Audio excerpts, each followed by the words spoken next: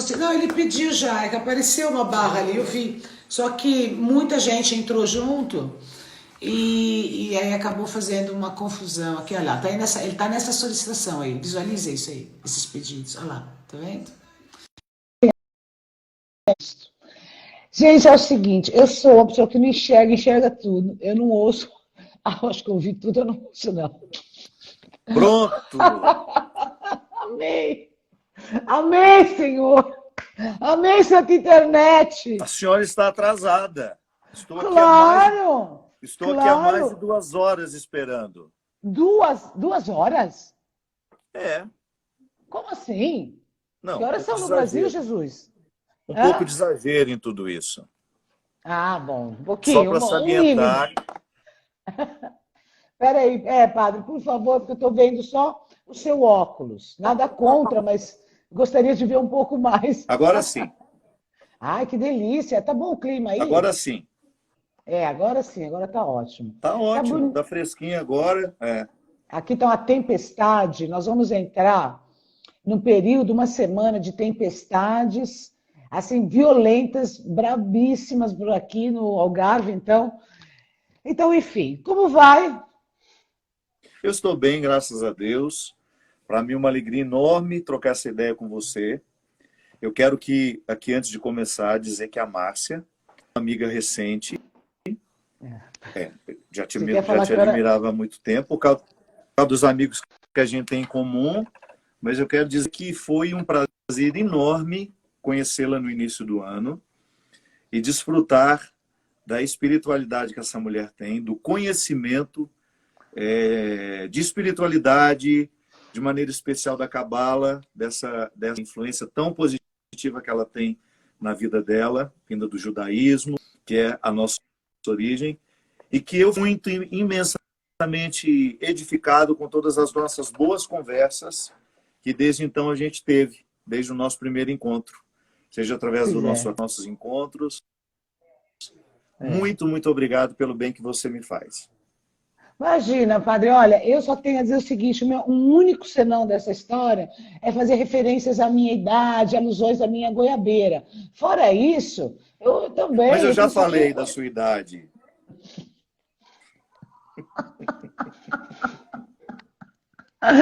Eu Você está acho com que cara de jovenzinha. eu tô, então, o importante é isso, né, padre?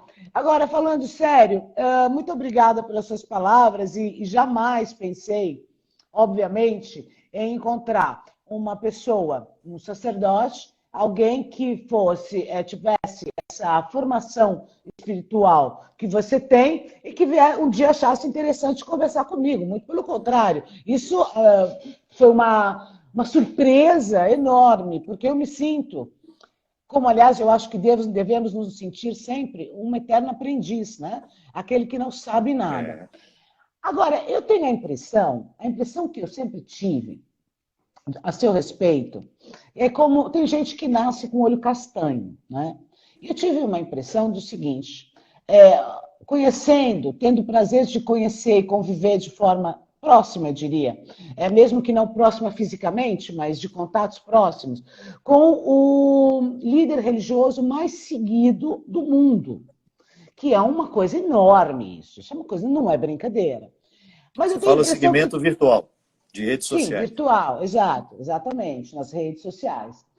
Então eu tenho a impressão do seguinte: tem gente que nasce com o olho castanho, tem gente que nasce em Portugal, tem gente que nasce italiano, tem gente que nasce padre. E eu pensei assim: a impressão que eu tenho é que o padre nasceu padre.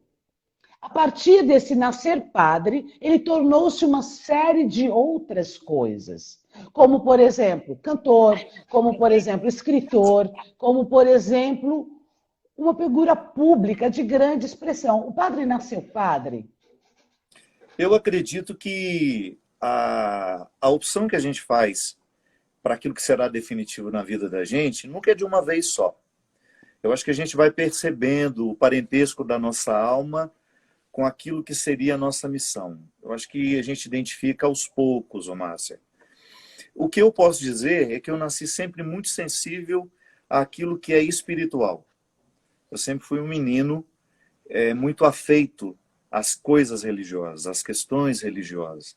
sempre gostei muito de gente, nunca fui das exatas, nunca fui um menino brilhante nas áreas exatas.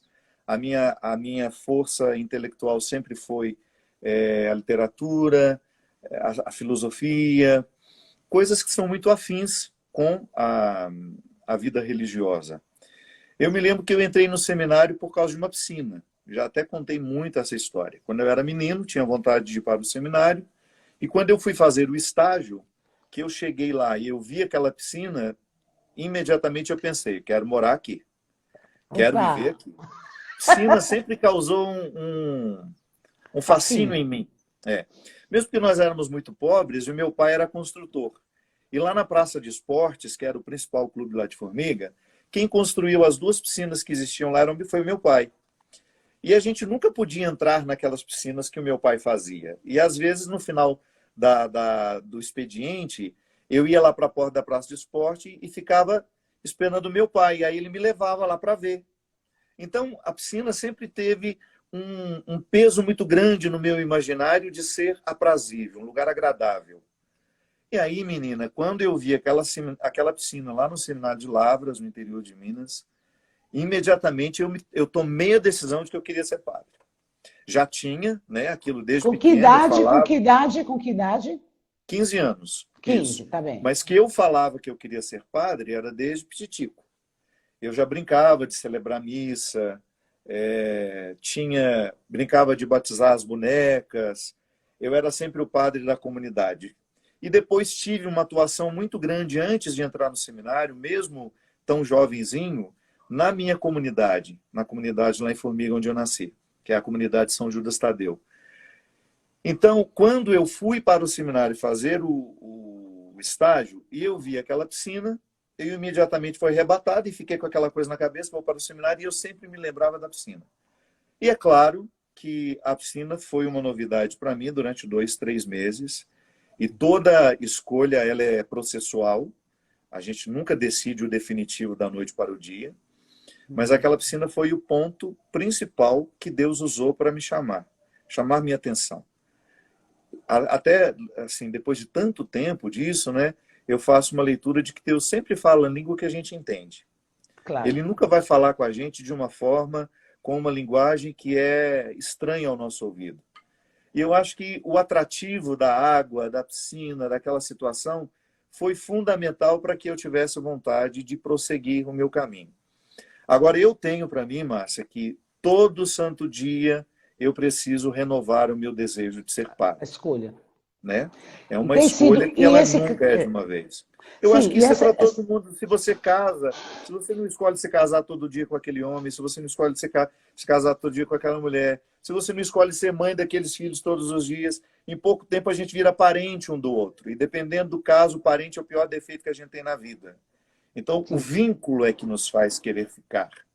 Então, com as pessoas nós precisamos esses vínculos, mas com as realidades que nos constituem, que fazem parte da nossa estrutura mental, emocional, a renovação tem que ser diária também. Eu preciso me casar com o meu ofício todo dia.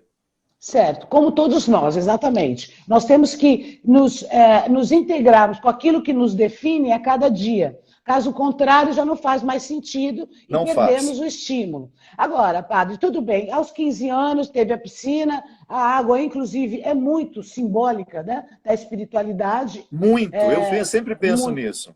É muito simbólica da espiritualidade, o mar, a água. Agora, isso passou 2, 3 meses, e aí outras coisas foram envolvendo, não é? A sua ligação com a espiritualidade, com a religiosidade, mas o tempo passa. O tempo passa e o padre vai se tornando, de repente, outras coisas além de padre. Vai se tornando uma celebridade, porque o padre é hoje um padre celebridade. Porque é cantor, porque tem uma vertente maravilhosa para escrever, inclusive no humor. E os textos, que eu mesmo já lhe disse, e sou a primeira a achar que tem que fazer uma compilação, os livrinhos de bolso, com aqueles seus textos, com aquele, que você posta no Instagram, pelo menos eu vejo no Instagram, não sei se em outras redes também, mas aqueles, sabe, os famosos minutos de sabedoria, as palavras de sabedoria do padre, tem todos esses outros talentos que não estão desvinculados da missão espiritual, mas são outros talentos, certo? Como em algum momento, teve aquele... E agora? Será que esses outros talentos são maiores do que o padre, o ser padre, não? Não a sua pessoa. Com certeza. O meu grande desafio, eu acredito que o grande conflito que eu vivi há 2 anos e meio, quando eu tive uma síndrome do pânico, um processo depressivo, foi identificar que a estrada, o excesso de trabalho, o excesso de visibilidade, me privou de viver aquilo que mais me agradava na vida de padre, que era estar com as pessoas. A partir do momento que você ganha notoriedade numa área de trabalho, quando você ganha a visibilidade da televisão antes, né? Porque eu fiquei conhecido na televisão. Na minha época, as redes sociais estavam começando. Mas eu fiquei conhecido mesmo na televisão, fazendo os principais programas de televisão no Brasil, cantando nas principais casas de show. Nós profissionalizamos muito a nossa música. Agora, quando eu terminei esse trabalho com a música em dezembro, eu dei uma pausa, não sei até quando vai essa pausa, mas eu tinha, antes até mesmo de saber da quarentena, eu decidi parar com a música um pouco. Foi o meu grande conflito, Márcia, de identificar que a vida com tanta exposição acabou roubando de mim aquilo que era mais sagrado, que era a oportunidade de estar com as pessoas, de ser para as pessoas. Você sabe muito bem, você experimenta isso no dia a dia, que o ser conhecido, ele acaba girando em torno de muita futilidade, né? De muita coisa cansativa no dia a dia, que não nos edifica, que não nos engrandecem, que são desgastantes muito mais do que qualquer outra coisa. Ah, mas é manifestação de cobranças, de não é? E de cobranças, as cobranças, a pressão. O carinho das pessoas não me cansa nunca. Para mim, é o maior reconhecimento de tudo aquilo que eu faço. É quando eu me deparo com uma pessoa que teve a sua vida transformada a partir de um livro meu, saber que eu acompanhei aquela pessoa num momento de dor. Como eu escuto tanto, padre, a minha mãe te ama tanto, o senhor é tão importante lá na casa da minha avó. Isso para mim, Márcia, não tem preço. Às vezes eu encontro pessoas que me abraçam e choram e dizem, padre, o senhor não imagina como a minha mãe amava o senhor. E ela faleceu tem pouco tempo. Isso não me cansa nunca, nunca, nunca, nunca. Agora, as coisas que giram em torno desse reconhecimento, às vezes, que esbarram muito numa espécie de uma relação objetal, onde você não é muito reconhecido como pessoa, mas muito mais como alguém que vai satisfazer uma necessidade de tirar uma foto para postar numa rede social, para poder dizer a alguém que lhe encontrou. Então, isso é muito desgastante. E acabou fazendo com que eu tivesse uma sensação de vazio, sabe? Eu fiquei bastante infeliz em relação àquilo que eu fui permitindo que acontecesse comigo. Porque nem tudo é escolha, né? Não. Se você falar, você escolheu ficar famoso? Não. Eu fui dando os passos à medida que as oportunidades foram aparecendo. Eu nunca na minha vida planejei isso. Isso tudo que aconteceu comigo. Uma única coisa que eu tinha planejado desde quando eu era menino é que um dia eu queria escrever livros. Eu nunca pensei que um dia eu pudesse cantar, que eu pudesse compor, que eu pudesse ter programas de televisão. Agora, escrever livros, porque isso combina com a minha timidez. Sim. Um autor não precisa ficar conhecido. A sua cara não precisa ficar conhecida. O José Saramago andava pelo mundo. Sim. Com a maior tranquilidade, ele tinha o direito de ir a todos os lugares. E ele era um escritor internacionalmente consagrado.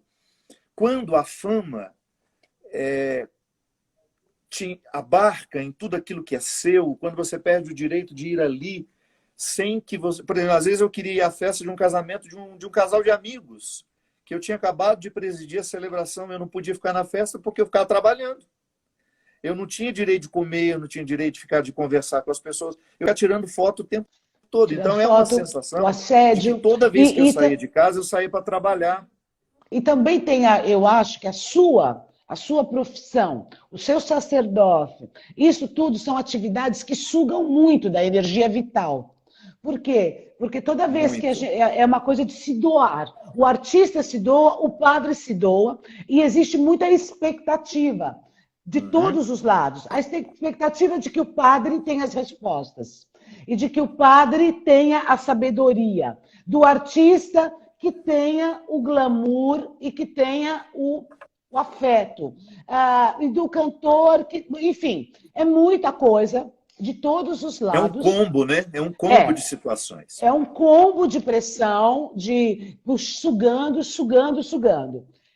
A fama, ela tem o lado bom, que é, obviamente, o que o padre disse, de ser reconhecido não no sinal, não no sentido reconhecido fisicamente, mas reconhecido por aquilo que dá, por aquilo que pode oferecer, por aquilo Uhum.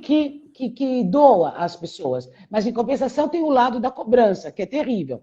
E tem Muito. também o lado que eu percebi, desde que nós começamos nosso relacionamento de amizade, então que eu comento na sua rede, ou que eu posto coisas, eu vejo, existe um grande também assédio por conta da sua aparência física.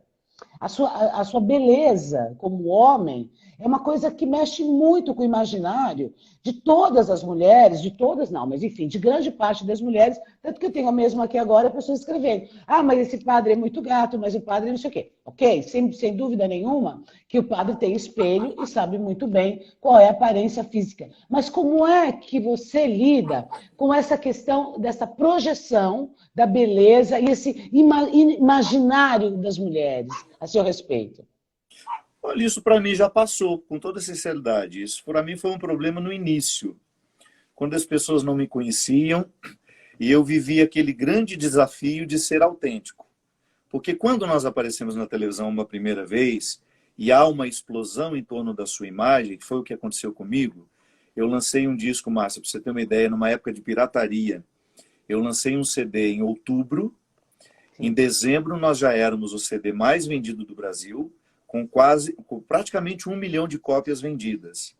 Então foi um sucesso muito estrondoso, assim, muito de repente. Foi. E como existia o Padre Marcelo, que até então tinha feito um trabalho de grande mídia, claro, que nós tínhamos outros padres comunicadores muito conhecidos dentro do contexto da Igreja Católica. O Padre Zezinho, que ultrapassou um pouco as fronteiras da Igreja, que também se tornou nacionalmente conhecido.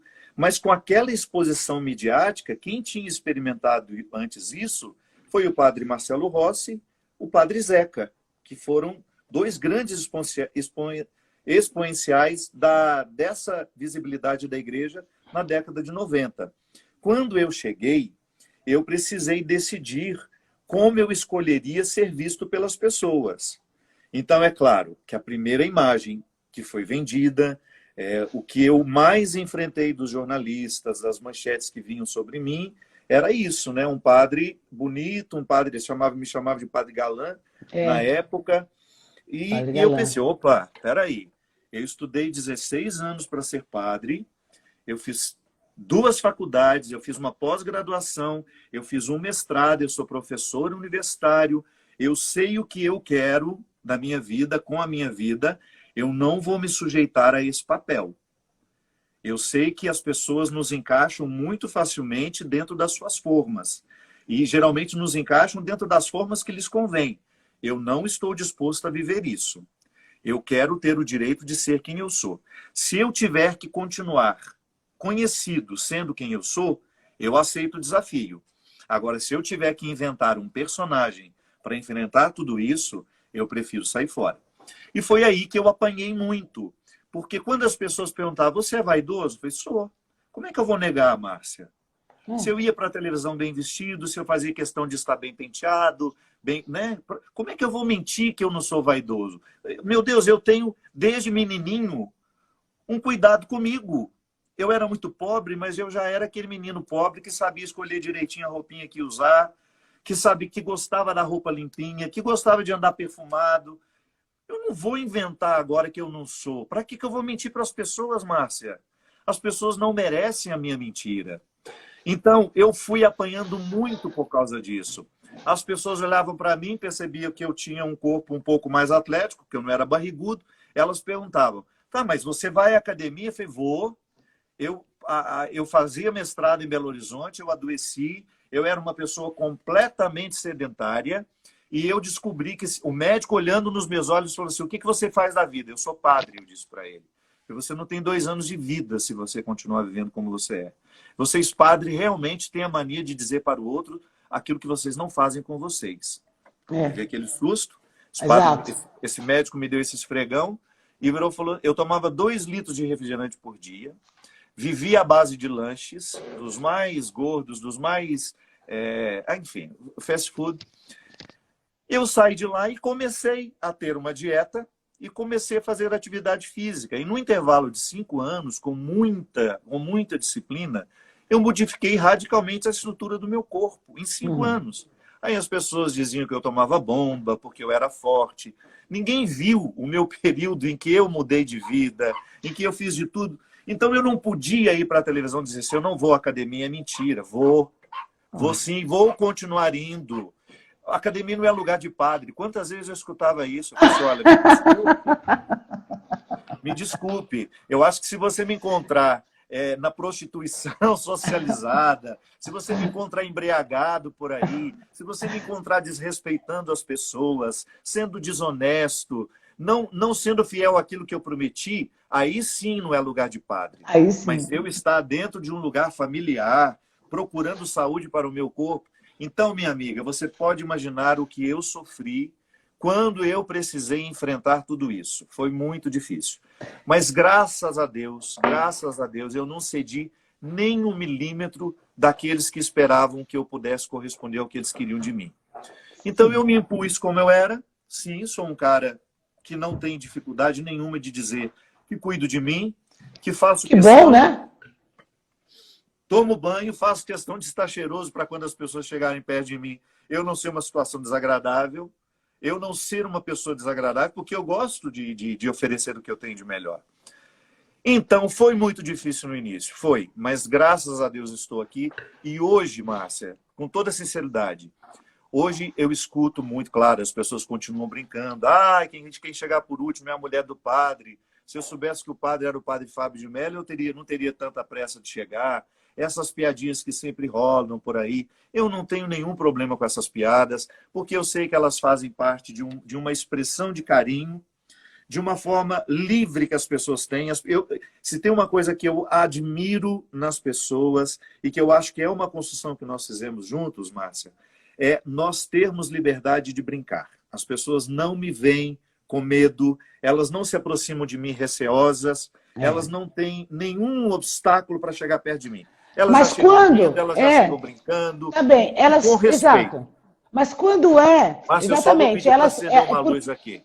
Isso, Só que já minutinho está que eu vou eu só estou vendo acender ali uma luz. já estou vendo ali o pôr do sol, Tá. crepúsculo e Você sabe onde acende aquela luz lá fora? Acende para mim, por favor. eu já estou brilhando aqui na testa que tá uma coisa. Aí, Padre, melhorou. agora, justamente, agora essa coisa de as pessoas não vêm e de se aproximam, mas o padre é uma pessoa que tem uma vibe de humor incrível, incrível, incrível, que é de chorar, de rir, não é? Que também não combina com aquela imagem tradicional que temos. E eu peço desculpa por todos os enganos que possa cometer aqui, porque eu não tenho formação religiosa católica, então eu não entendo, mas a impressão que eu tenho é sempre de um catolicismo mais formal, não é? Menos humor, enfim, era muito mais formal, também não sei se estou enganada por não ter conhecimento. Acho que a única pessoa que eu conheci antes do padre, o padre Marcelo, que também para mim era uma pessoa super ok, maravilhosa e tal. Mas enfim, quando padre, que você descobriu esse caminho do humor, porque eu acho que é uma forma de espiritualizar, também tudo é uma forma de espiritualizar, né? Viver eu acho que o um humor ato eu acho que o humor, Márcia, é até uma consequência da espiritualidade. Eu acho que quando nós estamos com o espírito aberto, e isso é fruto da espiritualidade, a gente tende a ver as coisas com mais leveza, a gente acha mais graça das coisas, a gente começa a interpretar a vida como um teatro a céu aberto e nós estamos aqui para nos divertir. Eu não corro atrás de sofrimento, mas não corro dos sofrimentos. Quando bate, eu estou aqui, eu recebo, estabeleço uma sala de estar para ele, não tenho problema com ele. Só que eu gosto de fazer tudo isso com bom humor. Eu acho que o bom humor não me abandona nem no momento em que eu estou muito ferido, muito machucado. E eu acho que isso foi uma forma... Eu acho que foi o último caminho de liberdade que eu trilhei na minha relação com meus seguidores. Porque eu sempre fui muito bem-humorado. Eu sempre tive um humor muito assim, à flor da pele, que eu puxei muito da minha mãe. Minha mãe é uma pessoa muito engraçada, sem contar nenhuma piada. As reações dela, ela é muito leve, ela faz piada dela mesma, ela ri dela mesma, ela ri das limitações dela. Ela não é uma mulher que guarda rancores da vida. Para mim, a minha mãe é um aprendizado por isso. Ela resolveu viver sem ter rancores com a vida. Então, eu acho que isso é uma forma muito aprimorada de espiritualidade. Mas eu tinha uma dificuldade de viver essa liberdade com os meus seguidores, porque eu ainda vivia aquela preocupação de não ser visto com seriedade. Como eu fui muito taxado como padre bonitinho, que não tem conteúdo, que não tem o que falar, é mais um que vem aí para ficar na mídia. Ainda hoje, né, eu postei uma coisa brincando, uma brincadeira, e falei assim no Twitter, que eu não vi, que eu estou falando para todo mundo assim, depois de terminar essa confusão, a gente vai se encontrar. Se eu levar isso a sério, eu vou ter uma agenda de vida social até 2027. Aí, imediatamente, um espírito de porco resolveu comentar assim: claro, você só se encontra com as celebridades. Será que você tem tempo para Deus? Ai, meu Jesus amado. Pronto, que falta pronto. de humor. Que falta de humor. Eu estou que falta de leveza, não é? Eu estou o tempo todo com os anônimos, só que os anônimos não dão mídia. Se eu apareço com um amigo famoso, e eu realmente sou amigo de muita gente famosa, mas eu me encontro com eles de vez em quando, só que quando eu me encontro com eles, dá visibilidade, dá mídia. Aí eles acham que eu só tenho amigo famoso, que eu só dou atenção para... Meu Deus do céu, quem conhece a minha vida, quem conhece o lugar onde eu moro, quem conhece as pessoas com quem eu moro, Márcia, os meus amigos de mais de 30 anos sabem que isso não é verdade. Aí na hora eu fico assim, olha, tá vendo? Ainda tem gente que está presa num formato que não corresponde à minha verdade. Aí eu fico pensando, eu vou me dar o trabalho de ficar dizendo? Eu acho que não vale mais a pena, sabe? Eu sei quem eu sou, as pessoas que me conhecem já sabem como eu sou. Mas aí eu estava dizendo, deixa eu voltar, que eu fiz esse parêntese grande. Eu tinha uma dificuldade ainda de dar esse passo de liberdade, de mostrar para as pessoas, para o grande público, aquilo que eu sou na intimidade. Por exemplo, nós estamos aqui, com perdão da palavra, todos cagados com esse coronavírus.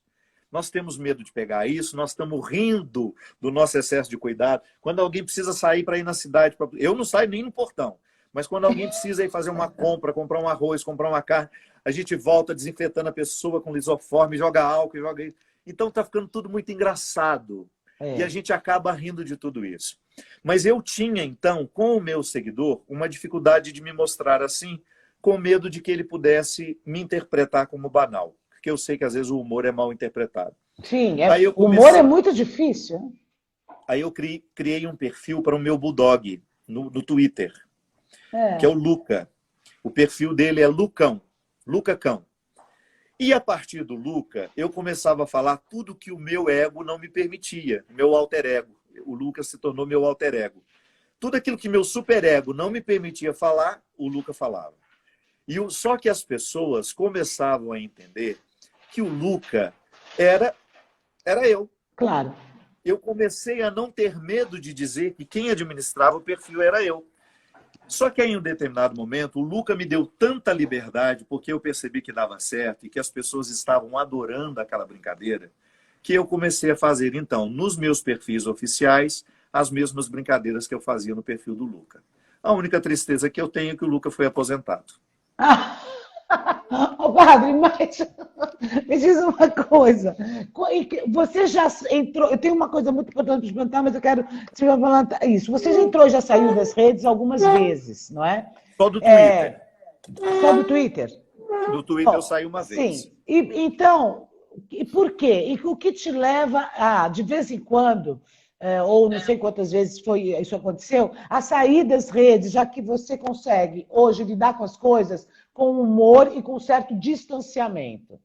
O Twitter eu saí porque foi um assunto muito pesado.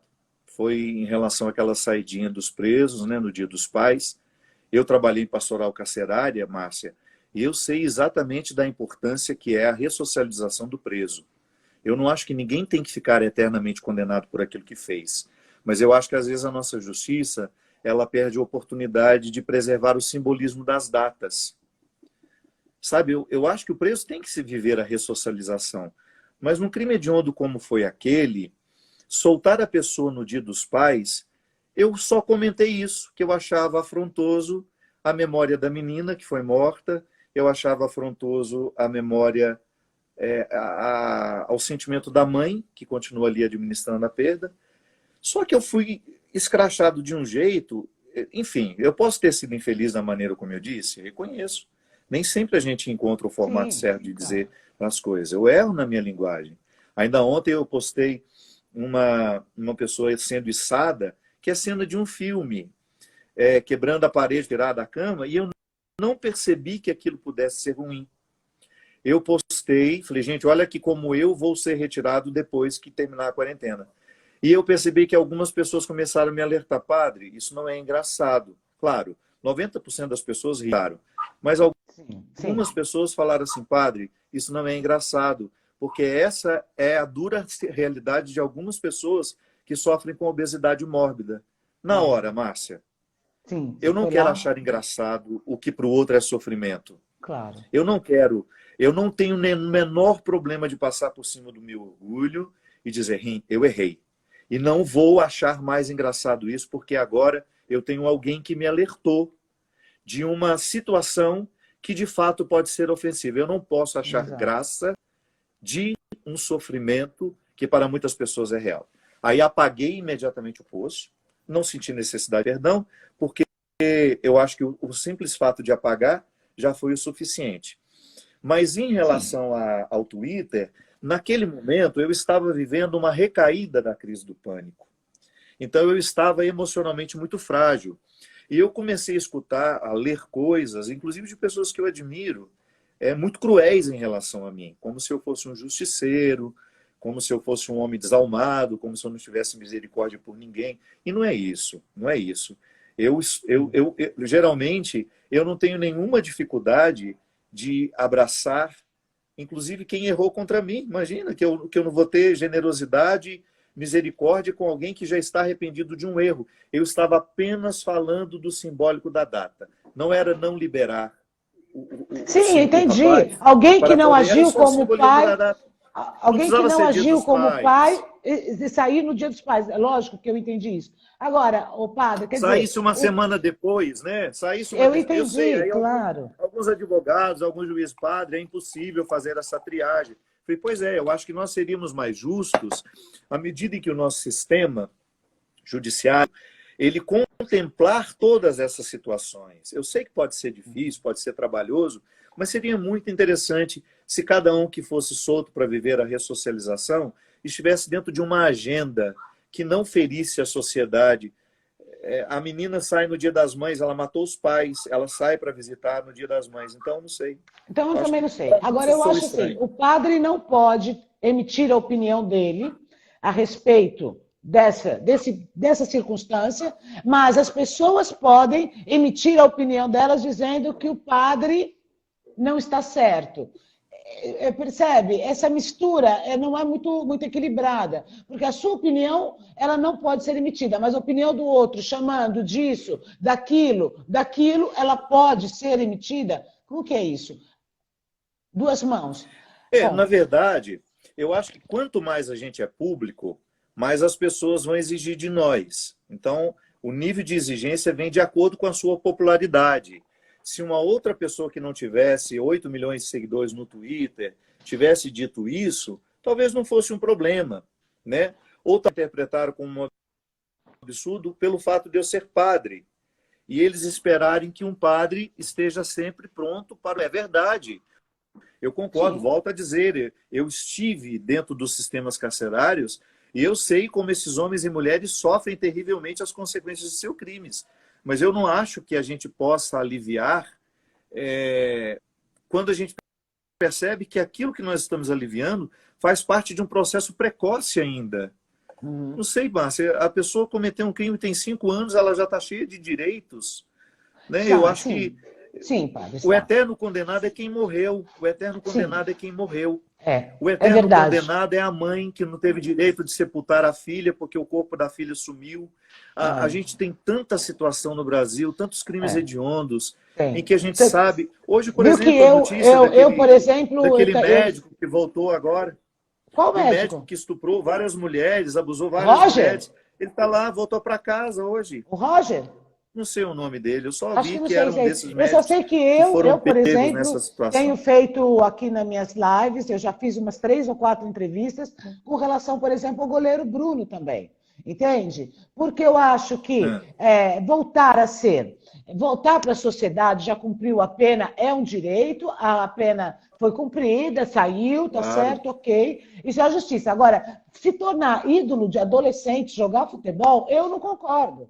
A fazer uma minissérie, a Globo, e fazendo disso, romanceando um crime, eu não concordo, tanto que a Globo desistiu, tanto que os times que iam contratá-lo desistiram, porque, gente, uma coisa é a pessoa ter direito à liberdade com pena cumprida. Outra coisa é amanhã um menino, um garoto de 7 anos e meu ídolo, que era autógrafo. Bom, enfim, a inversão de valores, e eu não quero entrar nisso agora, porque eu não quero...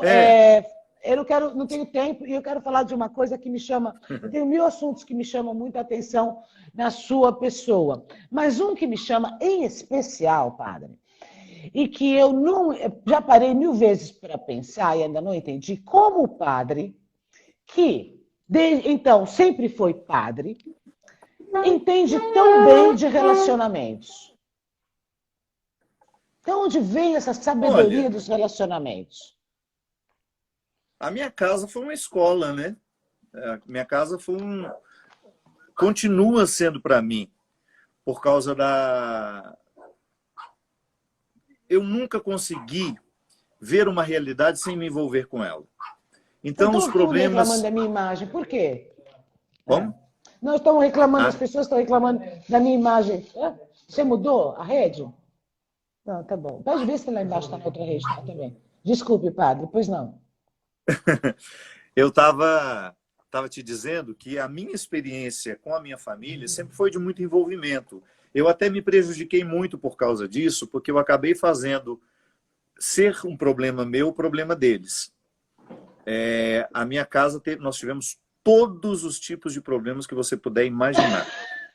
Todos. Desculpa. Então eu tenho um doutorado... Desculpa, mas é engraçado. Eu tenho um doutorado em problemas familiares.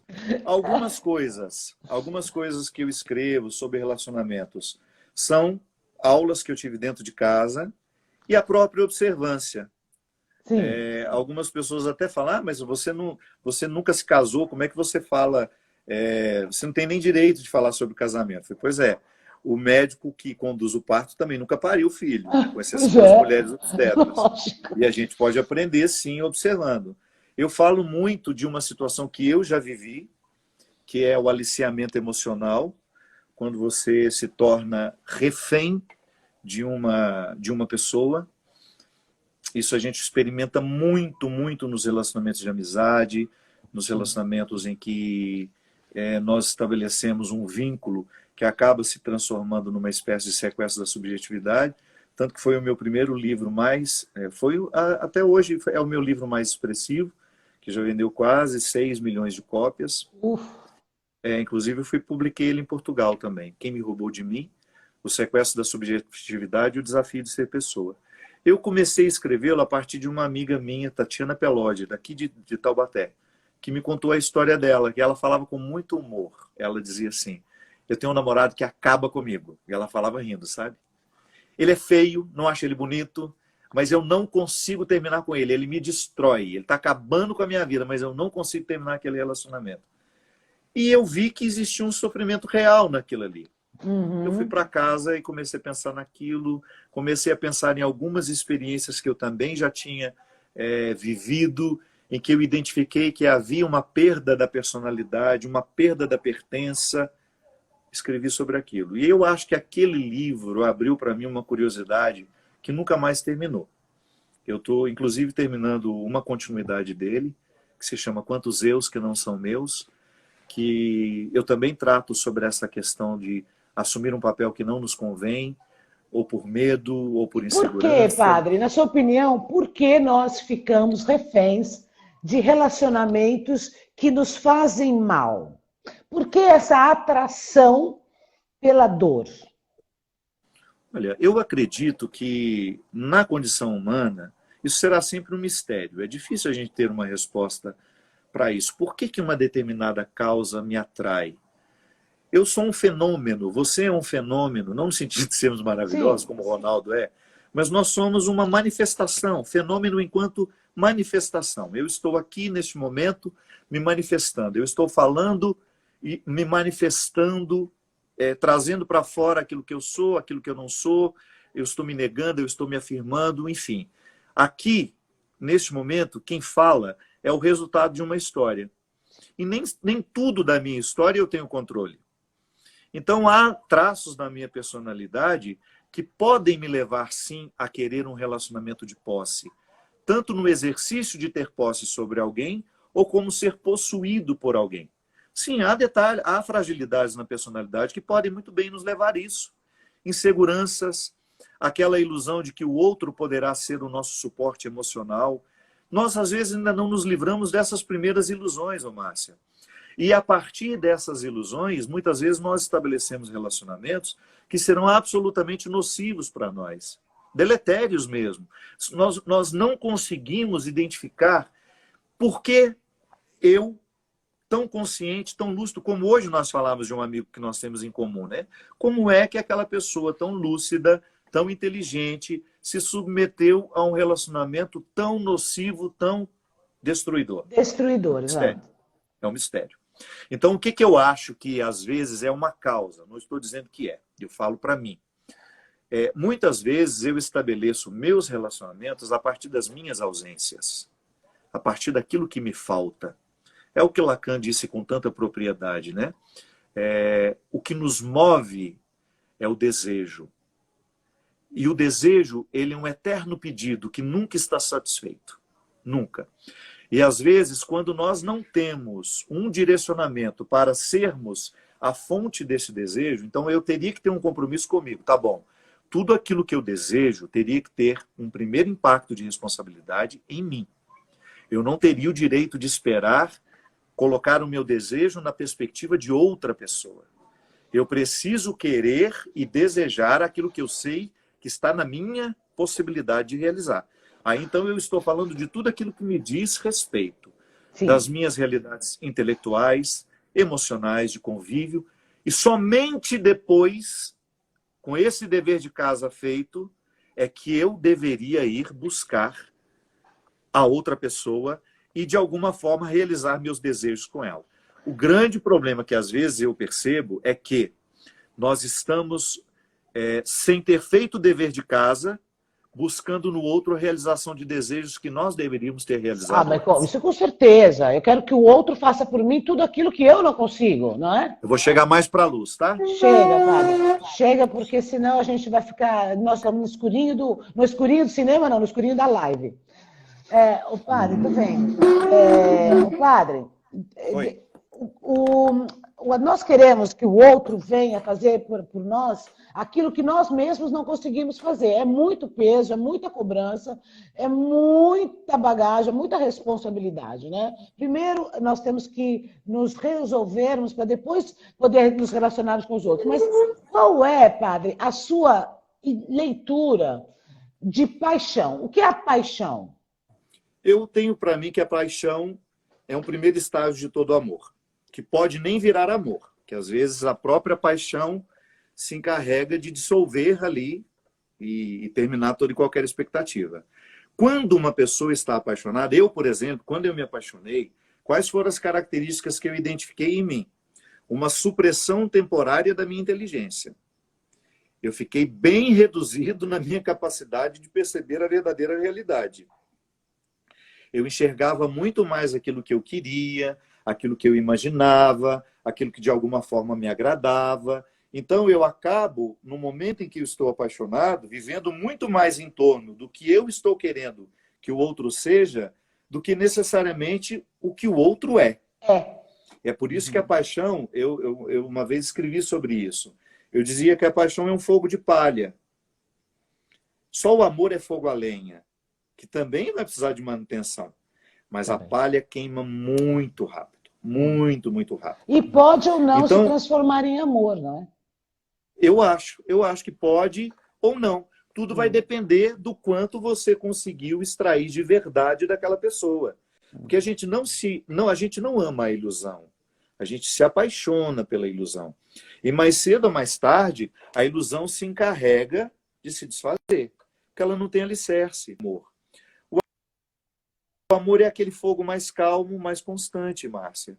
Que é aquela sensação de você estar acompanhado, que é boa. Já passaram todos aqueles calores, né? Todas aquelas emoções dos primeiros anos, mas você tem aquela satisfação de ter o outro com você, de ter o outro do seu lado. Mas, é que às vezes a fidelidade é tão difícil, porque a paixão ela é uma espécie de uma dependência química. Exato. Pessoas podem ficar viciadas em paixões. Pessoas podem, não, muitas são. Agora, padre, nesse momento que nós estamos vivendo, não o momento da pandemia, momento da civilização, com tantos acessos à internet, tanta oferta, digamos assim, com as pessoas tão voltadas para fora de si mesmas, estão voltadas para o externo, não para o interno. Ainda existe uma grande possibilidade de desenvolvermos esse amor. As relações não estão ficando muito mais fugazes, porque esse amor, me parece, ele exige trabalho, ele exige conhecimento, aceitação, ele exige maturidade, ele exige uma série de coisas, não é? Depende da antropologia que a gente segue, da sociologia que a gente lê, depende da forma como nós resolvemos interpretar o mundo. Os teóricos nos ajudam. Sim. Eu, particularmente, sou muito adepto da leitura que Bauman faz da sociedade. É um sociólogo, filósofo, com uma visão muito pertinente. Ele fala que a nossa dificuldade de estabelecer vínculos é porque a nossa sociedade está pautada no conceito de líquido. Nós somos líquidos. Os nossos amores são líquidos. Os nossos vínculos são líquidos. Nós escolhemos morar de forma líquida. É claro, Bauman ele não estende isso, por exemplo, essa reflexão de Bauman não se adequa às comunidades em que está todo mundo aglomerado e com um espírito de solidariedade muito grande. Mas reparem nas sociedades europeias, onde as pessoas se conhecem cada vez menos, onde você não sabe que há muito tempo você mora ali naquele lugar, você não conhece a sua vizinhança, porque são formas de proteção. Então, essa dificuldade faz com que, muitas vezes, não sabemos cultivar vínculos que possam demorar. Por isso que nós somos tão adeptos da paixão, porque nós queremos o prazer que a paixão nos traz. Como eu dizia, eu acredito muito na dependência química que a paixão provoca em nós. Tá bom, eu fico com essa pessoa enquanto eu tenho aquele frisson. O frisson passou e começa a querer virar uma coisa mais séria. O outro, Próximo. Tem gente que hoje, Márcia, faz questão de viver de estação em estação. Não quer ficar em porto nenhum. Exato. Quer o mar revolto. Quer o mar revolto. Por isso. Ninguém está dizendo que não pode, que não tem o direito, não é verdade? Não. O problema são os estragos que, às vezes, essas pessoas podem fazer na vida de quem eles iludem. Porque, às vezes, se eu sou um navegador, se eu não estou disposto ao porto, se eu quero somente o mar revolto, eu tenho que ter uma sinceridade de chegar e falar, olha, eu estou aqui só de passagem. E até tem uma música linda do Dorival Caymmi, né? Desculpe-me, senhora, que eu estou aqui só de passagem. O amor será sempre... E as marcas, né, padre? Porque essas será paixões... sempre uma opção de ficar. Exatamente. Terá que ser uma opção de quem fica. O amor será sempre uma opção de quem fica. E as marcas, elas vão ficando. Então, Eu até brinco muito, sabe que eu também gosto muito da questão dos relacionamentos, eu brinco muito, que eu falo, olha, só está trocando de identidade, porque o ser é sempre o mesmo, não é? Mas é obviamente que existe esse vício, essa adrenalina da paixão, mas que também é muito mais fácil, mas não é. Porque o mais fácil acaba sendo sempre o mais difícil. Porque no pain, no gain. Essa é a grande regra universal, espiritual. Não existe, não tem como. Agora, sabe qual é a minha maior dor? Sabe qual é, padre? Posso me confessar? Não, vou saber Nossa agora. live vai acabar em 1 minuto. Mas vamos voltar para a gente falar pelo menos mais uns 20 Podemos minutinhos voltar para a gente pra encerrar? falar? Podemos. Tá bem. Não Então, vai embora, gente. Olha, gente, não saia daí. Nós vamos segundo a gente voltar tá de só para volta. falar. Padre, vamos Para encerrar a gente esse encerrar assunto mais os nossos assuntos. dos relacionamentos, tá bem? Então, eu vou encerrar e já volto, por favor. Beijo.